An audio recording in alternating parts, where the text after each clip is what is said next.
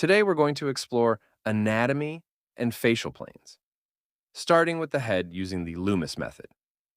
We begin by drawing a sphere to establish the basic shape of the cranium. Then, we draw the center line through the middle of the sphere. The brow line is drawn perpendicular to the center line. Next, we place the nose line in the lower third of the sphere. I'll measure the distance from the brow line to the nose line, then use the same distance to establish the hairline and the two sections between these landmarks. This gives us the basic Loomis construction on the sphere. Now, I'll slightly rotate the head toward the left. As the head rotates, I'll move the vertical lines with it, curving them toward the left. I'll also make a slight upward movement and adjust the horizontal lines upward in a curved form, while keeping the original Loomis construction as the foundation. I'll extend the center line from the point where it intersects the brow line and sphere. Then, using the same measurement as the nose section, I'll establish the chin line. Next, I'll connect the sphere to the chin using diagonal lines from the middle of the side planes, following the rotation toward the chin. I'll place the ears between the nose line and the brow line, but I'll reduce their upper height slightly because they are farther from the viewer's eye level. The width of the right ear will be larger than the left because the face is looking toward the left. Then, I'll complete the outer contour of the head, following the shape of the sphere. Now I'll establish the eye line. I'll divide the distance between the brow and nose into 3 sections and place the eyes in the upper third. I'll also draw a diagonal line from the ends of the eyebrows. This helps me cut through the facial mass and move from the level of the forehead down toward the cheek. Next, I'll define the side planes of the face. These are important because they establish the main planes of the facial structure. I'll also divide the forehead into its major planes. I'll determine the width of the nose using 2 points and compare it with the overall width of the face. Then I'll construct the planes of the nose while following its movement toward the left. I'll extend the nose slightly toward the left to match the rotation of the head. Now I'll construct the anatomy around the eyes using 2 large circular forms. These help me understand the underlying structure rather than simply drawing what I see on the surface.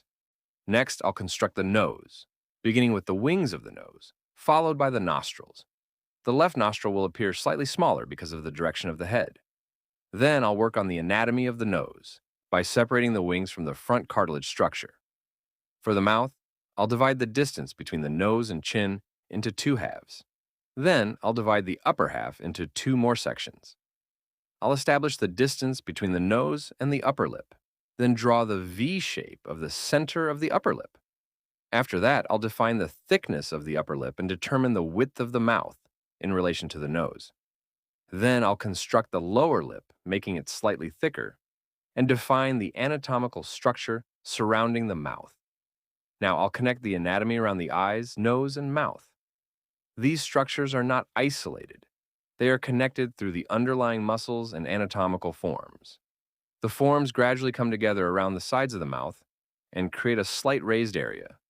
The area below the mouth moves slightly inward, and this change is very clear when we understand the underlying facial mass. Now I'll construct the eyes. I'll start from the lines extending from the wings of the nose toward both sides. Their width will be determined in relation to the width of the nose, while keeping the eye opening slightly smaller than the nose width. Then I'll construct the eyebrows, adjusting their position according to the eyes. The eyebrows can be closer to or farther from the eyes, depending on the proportions and the individual structure of the face. Finally, I'll complete the hair, first constructing it from the inside, and then establishing its outer shape. And this brings us to the end of the anatomy and facial plane construction.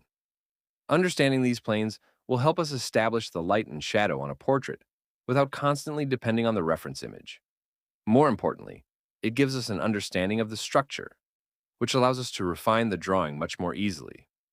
The distribution of light depends on the direction of the light source. If the light is coming from the front and slightly above, the shadows will appear mainly on the sides of the face, following the planes that we established.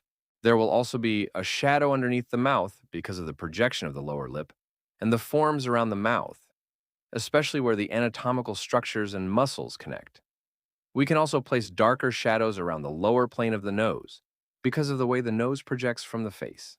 It's important to keep moving between facial planes and anatomy. Some anatomical structures may not be visibly drawn on the skin, but they still have a major influence on the surface forms, planes, and shadows.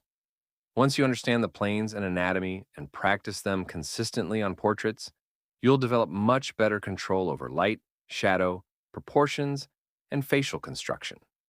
This understanding will help you become a more confident portrait artist and create professional-looking portraits based on solid structural proportions, rather than simply copying what you see. And that brings us to the end of the video. Don't forget to leave a comment, and I'll see you in the upcoming lessons.